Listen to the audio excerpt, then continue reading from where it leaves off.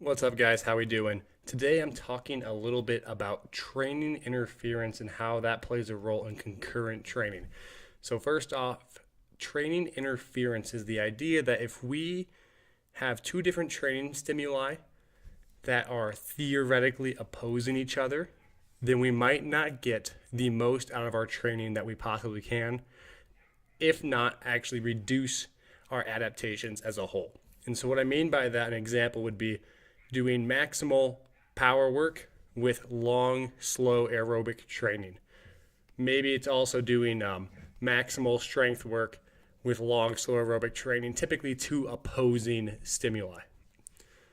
The idea is that that's concurrent. So if you're doing both at once, that's considered concurrent training. And the idea of interference is that those opposing stimuli are not letting the adaptations come into fruition and not letting them be the most optimal that they could be.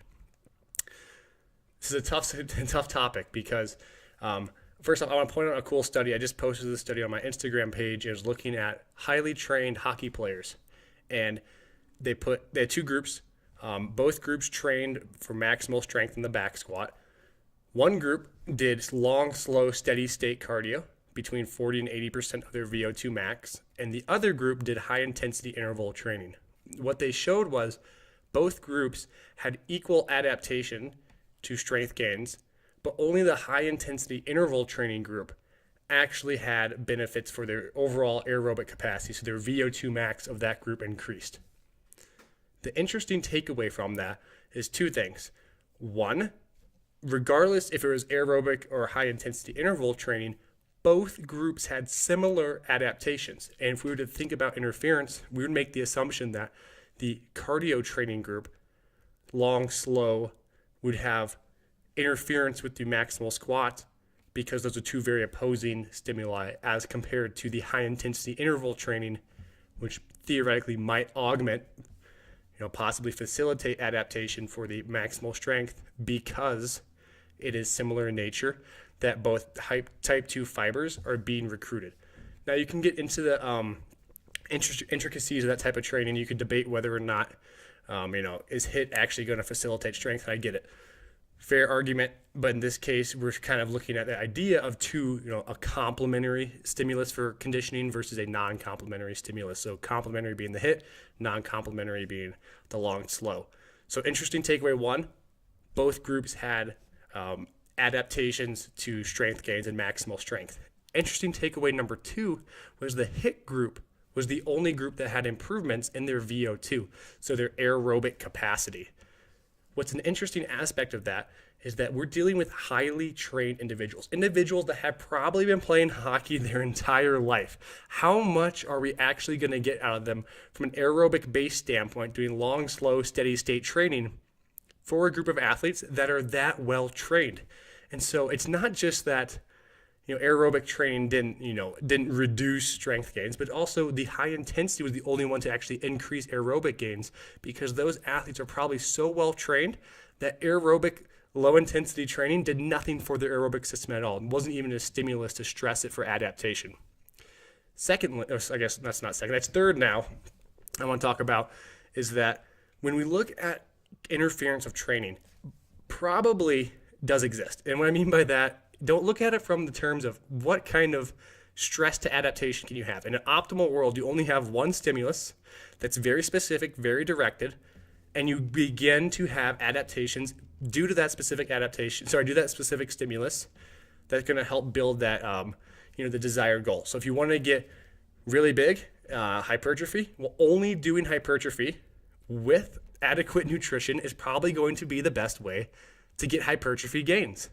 However, if we had the situation where it's a real world situation for an athlete where you can't just do one stimulus, where only hypertrophy, only hypertrophy and only eating enough food, but we have hypertrophy and maybe some condition as well because this person likes to actually play their sport outside of here, whether it's in training or not. Well, it's the ability of the system to handle the total amount of stressors in the body and having it adapt to it. So what is the total metabolic stress on the body? And my belief, because if you look at some of the original interference studies, I believe it's in George R. Brooks's exercise physiology textbook, kind of the gold standard that we used in exercise physiology class. It looked at the original study for interference, and it showed, and the argument was that interference occurred because the training for aerobic was actually so great it caused overtraining. So I think there's a difference between overtraining versus interference. And in some cases, right, we're not obviously going to have the best and most optimal adaptations if we have other stimuli in, because it's going to be taxing the body to cause adaptation.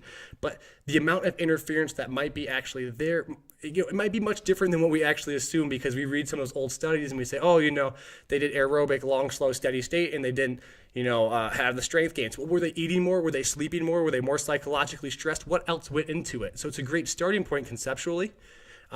But looking at some of the context of that, we see it in CrossFit, different athletes who are doing all these different stimuli at once where they don't have this extreme interference that we assume might exist otherwise.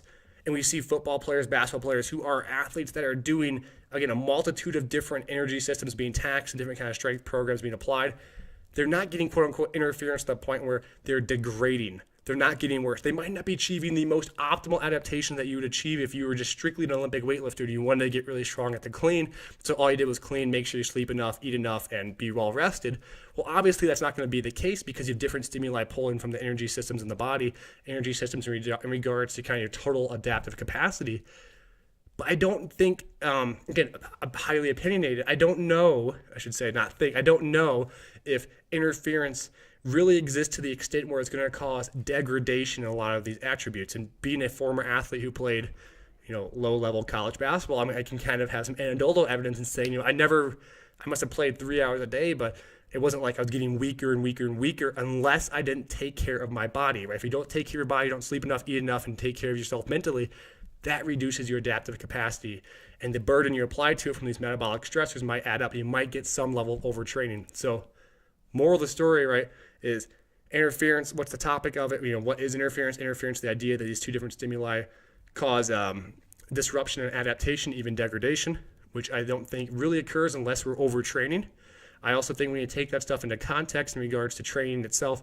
What are we doing? We're looking at high-level athletes. Those athletes probably know how to take care of their body. So when they're in a study looking at long, slow, steady state versus a HIIT and doing strength adaptations, they have both strength adaptations, and the HIIT group actually had a higher VO2. Well, maybe it's because those athletes know how to take care of their body, right? They are high-level, high-performing individuals that maybe when they impose the stress, right, studies are great, but sometimes studies don't tell the whole story. Maybe they're imposing the stress on the body, and those individuals have the ability to mentally say, okay, I know I'm under greater stress than usual, so I'm going to apply these means and make sure I recover. Again, just speculation, but also just a thought to have whenever we're looking at some of these papers.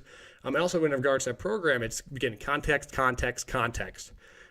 Sorry to kind of get off topic right there, because I get kind of wound up about these topics, because if you talk about this topic, you start diving into more and more topics, because you not just talk about what is interference and, what is, concurrent training and how does that all play together, but then what's some of the theoretical aspects behind it? Why, when you read research, why might you read it one way versus another? And again, don't ever take anything away from research. Research is hugely critical. It's absolutely important. I totally respect everyone that does it. I just think as a reader, we need to be educated in our ability to read and synthesize and take evidence from multiple domains outside of just the research, but multiple means of evidence to apply synthetically into our own kind of lives, world, and what we're using it for. So thank you guys. Appreciate you listening, and take care.